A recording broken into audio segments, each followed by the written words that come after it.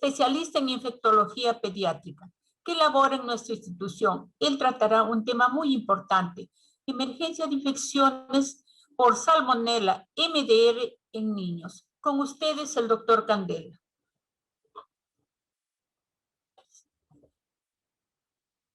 Pueden empezar, por favor.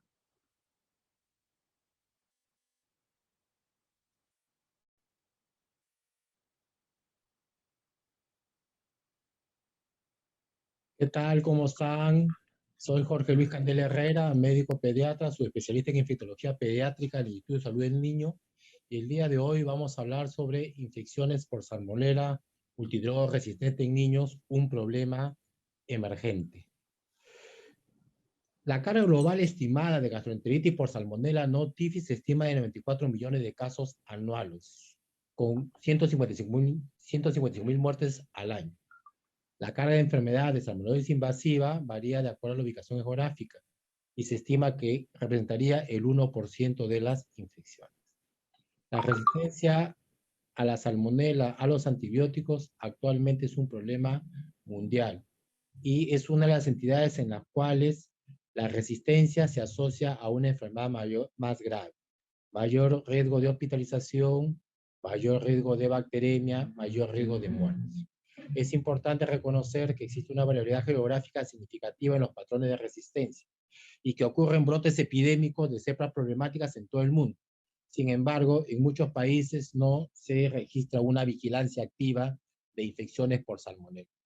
Como sabemos, las salmonelas son enterobacterias móviles gram negativas, anaerobias facultativas, que infectan o colonizan una amplia variedad de huéspedes animales.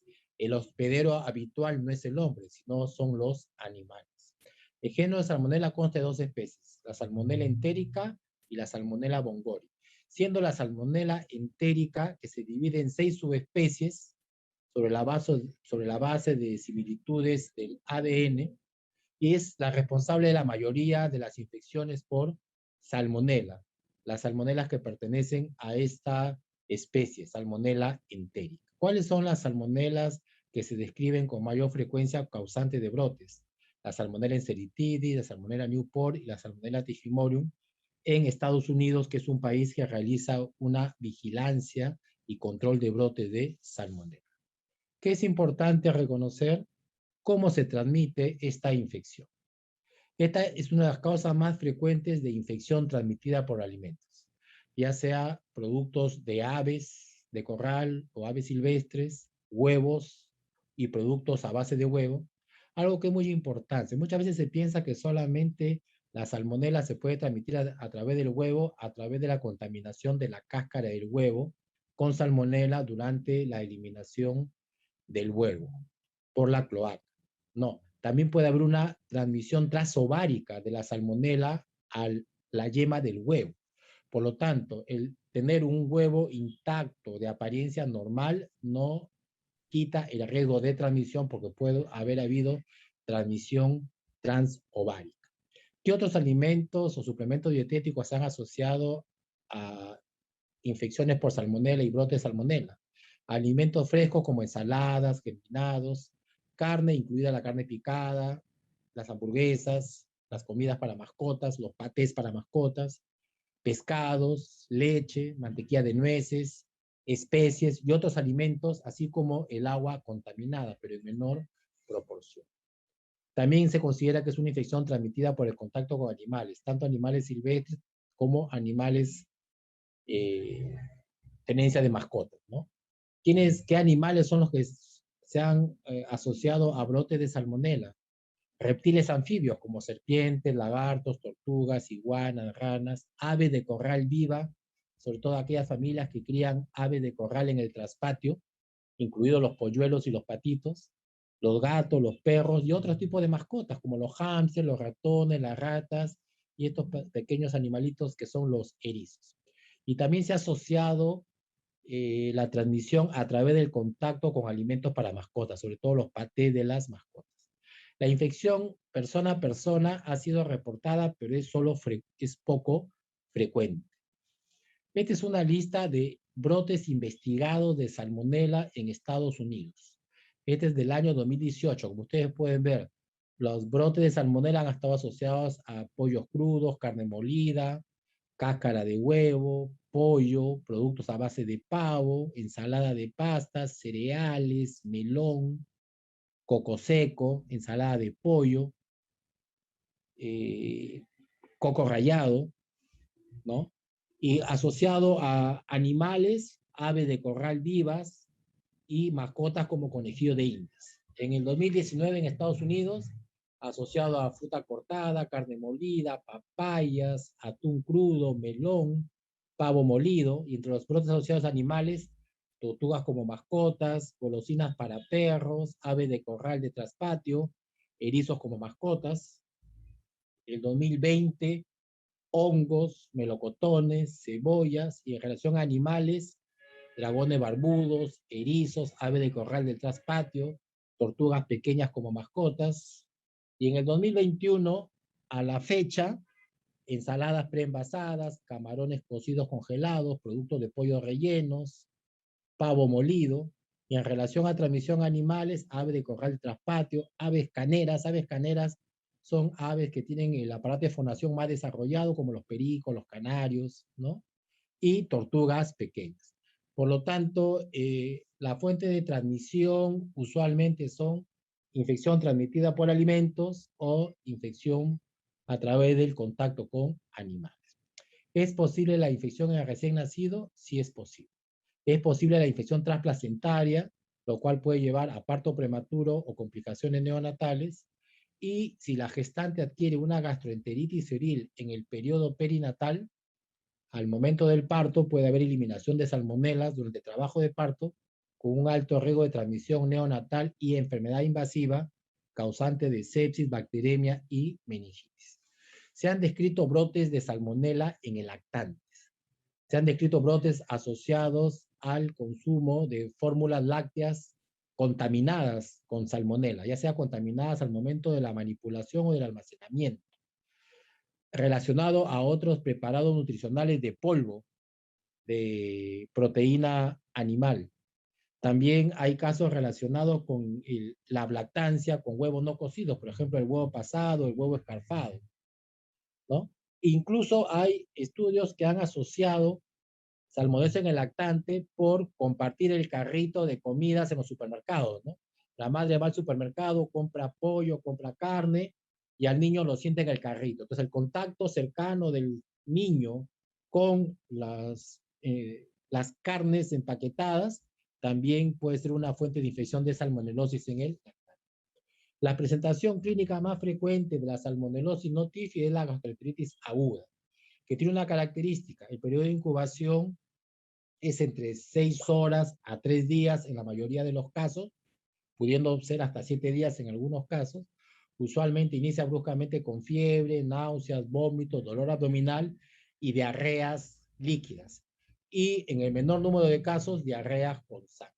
En la mayoría de estos casos, el cuadro es autolimitado, la fiebre no dura más de 48 horas y las diarreas se resuelven en 3 a 7 días y no se va a beneficiar de tratamiento antibiótico. La otra forma de presentación es la fiebre entérica, que es similar a la fiebre tifoidea. El paciente tiene una fiebre mayor de 72 horas, está asociado a bacteremia y puede tener un compromiso marcado del estado general. La otra forma de presentación puede ser una bacteremia o una infección endovascular no precedida por manifestaciones gastrointestinales. Cuando documentemos una bacteremia o infección intravascular no precedida de manifestaciones gastrointestinales, hay que sospechar en inmunodeficiencia. Otra forma de presentación son infecciones metastásicas focales, por ejemplo, meningitis por salmonela, osteomielitis por salmonela, sobre todo en pacientes con anemia drepanocítica o anemia falciforme, absceso por salmonela, neumonía por salmonela, y el estado de portador crónico asintomático, el cual es poco frecuente. Lo que es frecuente es el portador asintomático transitorio, que generalmente demora en eliminar la salmonela entre 4 a 6 semanas, pero no más en la mayoría de los casos de 6 meses. ¿Cuáles son los factores de riesgo de infección severa y que deben hacernos considerar tratamiento antibiótico? Lactantes menores de 1 año de edad y adultos mayores de 60 años de edad, pacientes con deficiencia de la inmunidad celular, ya sea por SIDA, corticoides, inmunomoduladores o malignidad, alteración de la función fagocítica como en hemoglobinopatías, enfermedad reumatosa crónica, malaria, histoplasmosis, quitosomiasis, disminución de la acidez gástrica como pacientes con acloridia o uso crónico de antiácidos, y pacientes con función intestinal alterada como enfermedad inflamatoria crónica o tratamiento previo con antibióticos. ¿Cómo hacemos el diagnóstico? Básicamente a través de cultivo. Lo más frecuente es coprocultivo en las gastroenteritis febriles que ameritan tratamiento previo coprocultivo, cuando se sospecha bacteremia, hemocultivo, y la identificación se hace en medios selectivos, el medio Salmonella Shigella. ¿Ok? Ahora, la serotipificación formal es más específica que la de serogrupos, y por lo general la serotipificación solo se realiza en laboratorios de referencia. ¿Cuáles son las salmonelas aisladas con más frecuencia en Estados Unidos? La enteritidis, la Newport y la tifimorium, como habíamos conversado. Se estima que por cada caso documentado de salmonela en coprocultivo, hay 39 casos no documentados de salmonela, ya sea porque no se tomó cultivo o porque el paciente estaba con antibiótico previo y el cultivo resultó negativo. En la actualidad disponemos de una plataforma de PCR múltiplex para patógenos gastrointestinales que incluye dentro de las etiologías la salmonela. Esta es una prueba rápida y sensible que nos puede ayudar en el diagnóstico. En la actualidad, el gran problema es la emergencia de la salmonela resistente a los antibióticos. Se estima que en Estados Unidos la salmonela causa 1.35 millones de infecciones por año, 26.500 hospitalizaciones y cerca de 400 muertes y un costo de 400 millones. Y la tasa de infección severa es mucho mayor cuando hablamos de salmonela multidroga resistente. Cuando hablamos de salmonela multidroga resistente, se estima que representa 212.500 casos al año y sería responsable de cerca de 70 muertes al año en los Estados Unidos. Y este es para que vean la emergencia de la resistencia de la salmonella notifi a los antibióticos, a los cuales usualmente son alternativas de tratamiento. Por ejemplo, para ciprofloxacino, en la actualidad, al 2017, 8% de resistencia. Ceftriaxona, 3% de resistencia. Y disminución de la sensibilidad a acitromicina, 1%. ¿Ok? Entonces, es preocupante el incremento de la resistencia a la ciprofloxacino y la tendencia ascendente de la resistencia a la ceftriaxona y la emergencia de la disminución de la susceptibilidad a la acitromicina. Salmonella resistente a quinolonas está considerada dentro de las resistencias de alta prioridad en la clasificación de la OMS de patógenos resistentes emergentes. ¿Cuáles son los mecanismos de resistencia de la salmonella a los antibióticos? A las quinolonas, usualmente cierre de porinas, bomba de flujo, alteración de la topoisomerasa, pero un problema emergente es la producción de beta-lactamasas, ¿no? Este es un histórico de los aislamientos de salmonella en el Instituto Nacional de Salud del Niño de Breña del año 2010 al 2020.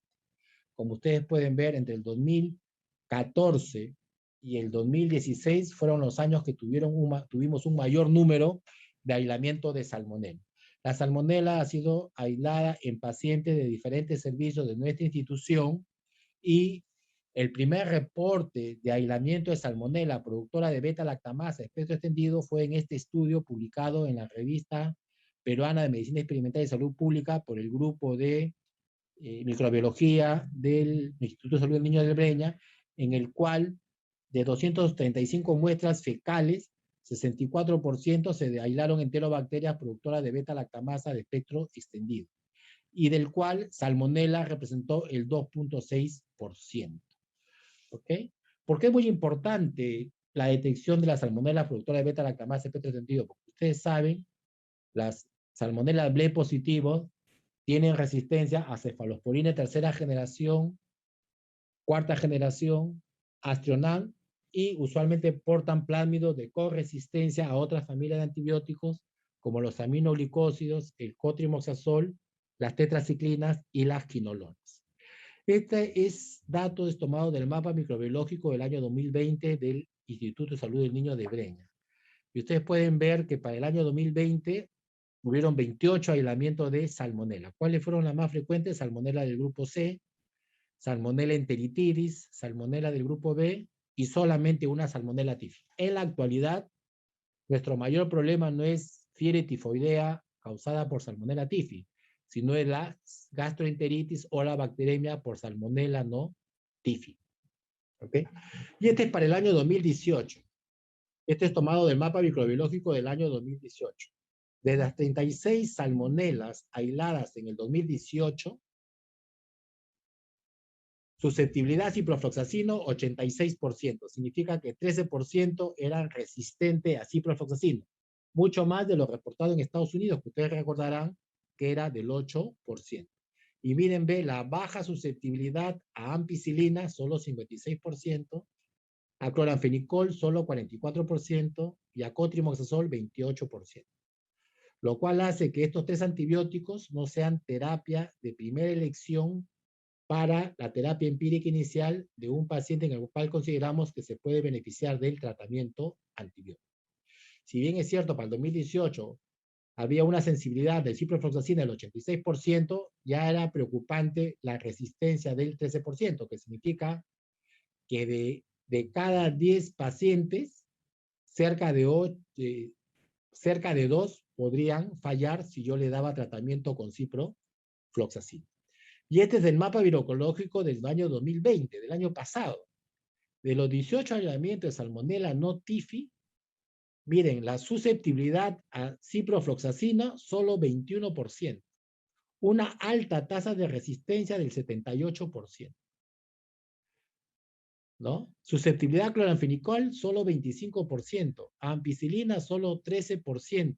Cotrimoxazol solo 29%. O sea, nuestro antibiótico, que era la primera elección para infección por salmonella no tifus, de acuerdo al informe de este mapa microbiológico, la resistencia es del 78%.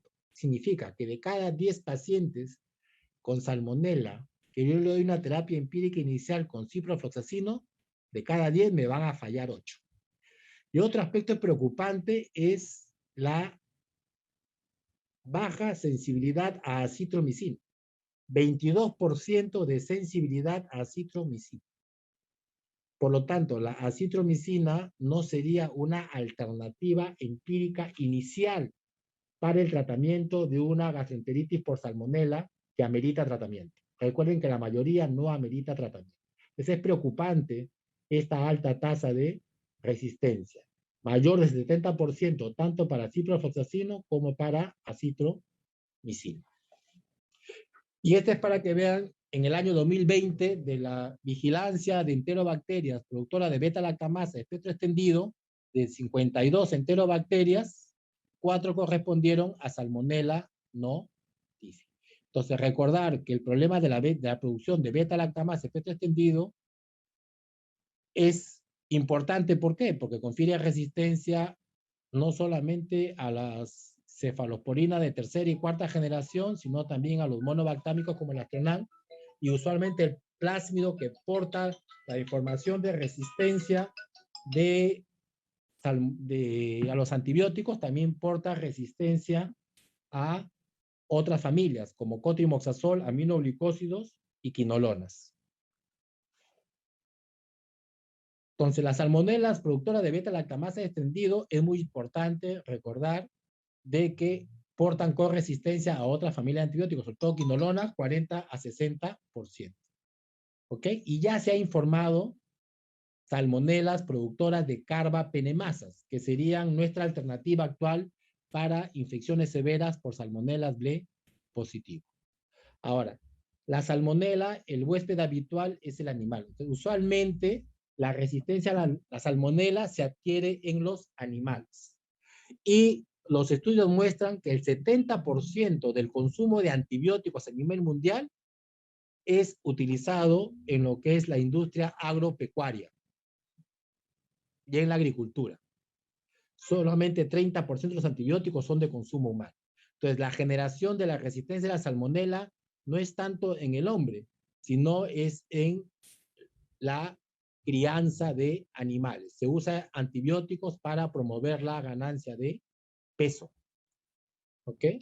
Ahora, ¿cuáles son los riesgos de la terapia antibiótica en un paciente con una gastroenteritis por salmonela? Recordar que la mayoría de las gastroenteritis por salmonela son leves a moderadas y autolimitadas y no se van a beneficiar del tratamiento antibiótico.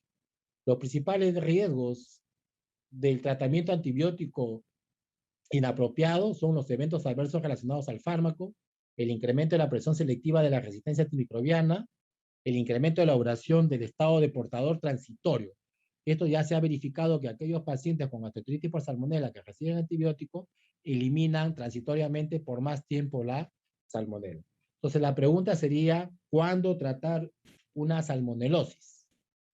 Si decidimos tratar una salmonelosis, siempre debemos tomar previamente coprocultivo. Y si es un cuadro severo que amerita hospitalización febril, además deberíamos tomar hemocultivo. Entonces, ¿cuáles son los criterios de hospitalización? Diarrea severa, fiebre persistente, necesidad de hospitalización, lactantes menores de 1 año o adultos mayores de 60 años, población de riesgo de formas severas como hemoglobinopatía, malignidad, uso de corticoides, SIDA, documentación de bacteremia o sospecha de infección endovascular y localización de metastásicas, osteomielitis, meningitis, endocarditis, neumonía. ¿Qué opciones de tratamiento antibiótico tenemos para la salmonelosis en niños? Que es muy importante, que la terapia antibiótica debe adaptarse una vez que tengamos disponible el resultado del coprocultivo y el antibiótico. De acuerdo a las recomendaciones internacionales, las fluorquinolonas serían la terapia de primera elección si no se dispone de otros agentes. ¿Qué es lo que se ha observado? Que hay un aumento de la resistencia a la quinolona y esto ha llevado a disminuir el punto de corte para ciprofloxacina en el caso de salmonela. En la actualidad, el CLSI considera que el punto de corte para salmonela sensible a quinolonas sería un MIC menor o igual a 0.6 microgramos por mililitro. ¿Ok? La otra alternativa es la ceftriaxona, que sería una alternativa razonable a las quinolonas, pero cuando son salmonelas no productoras de beta-lactamasa de espectro extendido. La citromicina podría ser una alternativa en casos excepcionales o para el manejo por la vía oral. ¿Cuál es el problema con acitromicina? Que no se dispone de punto de corte de susceptibilidad por MIC, solamente sensibilidad en disco. Entonces, no es un antibiótico apropiado para tratar infecciones severas, menos infecciones bacterémicas, porque acitromicina, como ustedes saben, es bacteriostático y difunde rápidamente, su volumen de distribución es amplio y alcanza buenas concentraciones en el intracelular, pero en el intravascular no tanto, por eso que no es bueno para bacteremias. Se podría hacer una terapia alternativa para cuadros de gastroenteritis que ameriten antibióticos. Y en el caso de infecciones severas que amenazan la vida, infecciones invasivas por salmonelas productoras de beta-lactamasa y resistentes a quinolonas, la terapia de elección sería un carbapenem. Y dentro de los carbapenem deberíamos preferir el ertapenem si el paciente no está en shock séptico o no tiene falla orgánica múltiple. ¿Por qué? Porque el ertapenem tiene actividad contra las enterobacterias B positivas, incluyendo salmonella, y no tiene actividad contra pseudomonas. Por lo tanto, no estaríamos ejerciendo una presión selectiva contra pseudomonas aeruginosa. Y acá tienen un ejemplo, un coprocultivo de pacientes de nuestro hospital, este del 26 de julio de este año. Como ustedes pueden ver, es una salmonela del grupo C, productora de beta-lactamasa de espectro extendido, ¿no? O sea, que es resistente a cefalosporina de tercera, cuarta generación y astronato. En este caso, esto es sensibilidad en disco. No nos informan MIC, nos informan que es sensible a ciprofloxacino, pero por disco. Pero nosotros deberíamos conocer el MIC. Igual, nos informan que es sensible a acitromicina. Por lo tanto, si es una gastroenteritis aguda febril que no amerita hospitalización y no es un paciente inmunocomprometido, una alternativa podría ser acitromicina o ciprofloxacino, pero tendríamos que hacer una vigilancia, monitorizar la respuesta del paciente las primeras 24 a 48 horas. ¿Por qué? Porque no disponemos del MIC. Y para acitromicina no hay MIC para salmonela. Este es otro cultivo, esta es otra salmonela, pero en cultivo de aspirado traqueal. ¿no? Este es un paciente con un compromiso sistémico por salmonela, con una sepsis por salmonela, con neumonía por salmonela. Y ustedes pueden ver que es productora de BLE, es BLE positiva, y es resistente a ampicilina, ciprofloxacina, ceftriaxona, como era de esperar, porque es BLE positiva, ¿no? Entonces, ¿cuál es la alternativa de tratamiento? Si bien es cierto, es sensible a cotrimoxazol, pues en un paciente que tiene una infección, una sepsis por salmonela con compromiso pulmonar, cotrimoxazol no es una terapia de elección. Pues acá la terapia de elección es un carbapenem, ¿no? Podría ser ertapenem si el paciente no está en shock séptico, no está en fallo orgánico múltiple, sino un meropenem. ¿Cuál es el problema con las salmonelas multiresistentes? Es lo que sucede con la mayoría de los antibióticos de prioridad crítica o alta, ¿no?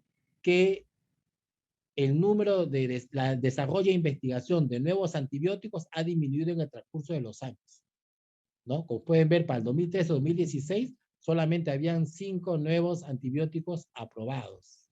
Y el número de antibióticos que están en investigación cada vez es menor.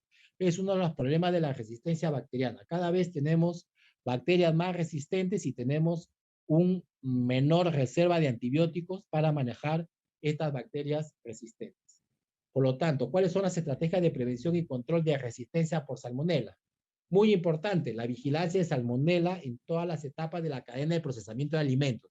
Y acá tiene que intervenir mucho lo que es la vigilancia en lo que es la cadena de la industria alimentaria. La investigación de los brotes de salmonela, tanto en los animales como en el humano. El desarrollo e implementación de estrategias eficientes para el control de los brotes. Reducir el consumo de antimicrobianos tanto en animales como en humanos. Realizar una vigilancia y detección de los patrones de resistencia para poder controlar los focos y evitar los brotes epidémicos. Un plan de educación para los médicos, tanto de medicina humana como de medicina veterinaria, como para el personal que trabaja en los diferentes eslabones de la conducta de las cadenas productivas. Debemos reducir el consumo de antibióticos, tanto en los animales como en el humano. Y un aspecto muy importante es el control sanitario en las producciones pecuarias destinadas al consumo humano. ¿Ok? Ahora, ¿cómo prevenimos la infección por salmonela? Bueno, lavar bien las manos, lavar bien los utensilios que usamos para cortar carnes, cortar verduras, cortar frutas, ¿no? No lave las carnes junto con alimentos frescos que se van a ingerir. Las tablas para cortar carnes deberían ser diferentes que las tablas para cortar frutas y diferentes que las tablas para cortar verduras. Y estas deben ser siempre bien limpias. Debemos separar en el refrigerador y en los carritos de compras las carnes de los productos frescos. Esto es muy importante, incluyendo los pescados. ¿Ok?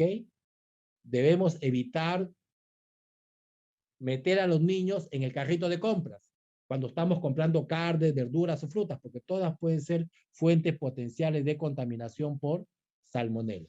Y el otro aspecto muy importante es cocinar bien las carnes, ¿no?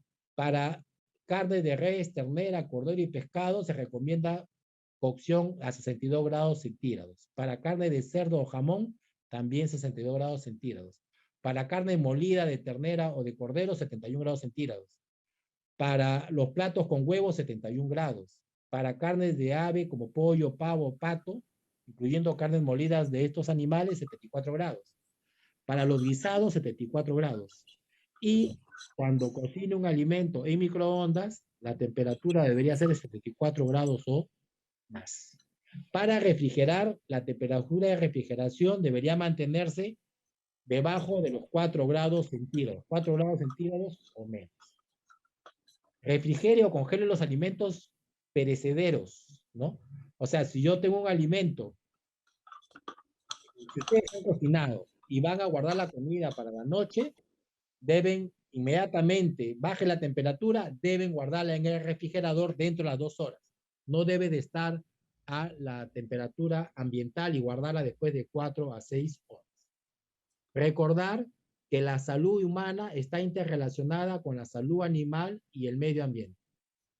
Y es así como el uso indiscriminado de antibióticos en la industria ganadera agropecuaria lesiona a la aparición de enterobacterias multiresistentes que luego estos productos van a ser consumidos por el humano y van a ser fuente de infección, y a través de las heces el ganado va a eliminar estas bacterias resistentes al medio ambiente, que también va a ser fuente de infección.